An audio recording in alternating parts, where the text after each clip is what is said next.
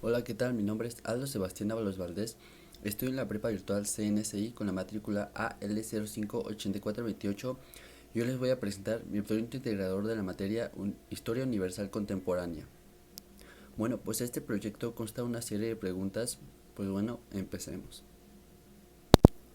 Pues bueno, la primera pregunta es: ¿consideras que en la actualidad el gobierno que se presenta en los países tercermundistas son gobiernos totalitarios?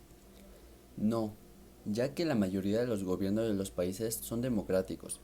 Esto quiere decir que las decisiones colectivas son adoptadas por el pueblo mediante mecanismos de participación directa o indirecta que confieren legitimidad a sus representantes.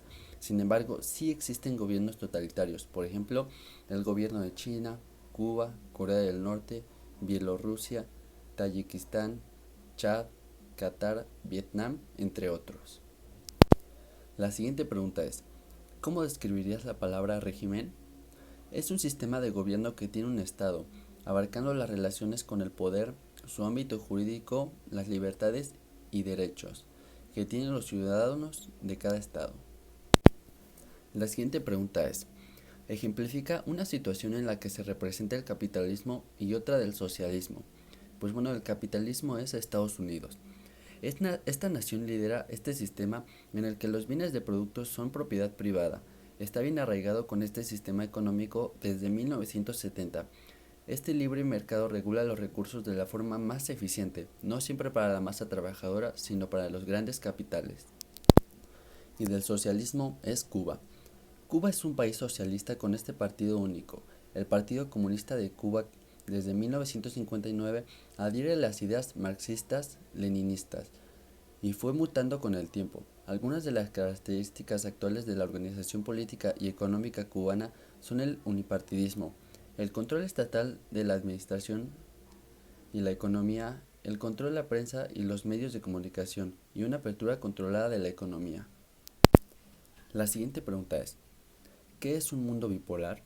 Bueno, pues este término alude al periodo de la historia mundial desarrollado durante casi toda la mitad del siglo XX y marcado por el enfrentamiento ideológico entre las dos superpotencias que lideraban el orden mundial internacional, el capitalismo de Estados Unidos y el comunismo de la Unión Soviética. La siguiente pregunta es: ¿cómo describirías el papel de Estados Unidos y la Unión Soviética en las principales guerras como la Guerra de Corea, la Revolución Cubana y la Guerra de Vietnam? Pues bueno, en la Guerra de Corea, cuando Japón fue derrotado, el territorio del norte de Corea fue ocupado por el ejército soviético y chino, mientras que el sur era controlado por Estados Unidos. Estados Unidos defendía la política socioeconómica basada en el capitalismo, y la Unión Soviética era un país socialista. En la Revolución Cubana, Cuba se volvió un protectorado, es decir, un país soberano en principio, pero que obedecía todas las indicaciones políticas del gobierno de Washington. Estados Unidos presionó a Cuba para mantener su exclusividad comercial, por esta se negó. Debido al anterior, la Unión Soviética se acercó al gobierno cubano para brindarle su apoyo, lo que causó la expulsión del gobierno de Castro de la OEA. En la guerra de Vietnam, tras rendirse en la guerra con Francia en 1954, se generaron dos bandos: el sur capitalista, que recibía el apoyo de Estados Unidos, y el norte socialista, apoyado por la Unión Soviética. La siguiente pregunta es: ¿cuál fue el impacto social de la Guerra Fría? Algunas de las consecuencias del final de la Guerra Fría son: Estados Unidos y la URSS acumularon gran cantidad de armas atómicas. Estados Unidos se convirtió en la principal potencia del mundo. La Unión Soviética se derrumbó debido a sus debilidades económicas y con esto se dio fin al comunismo.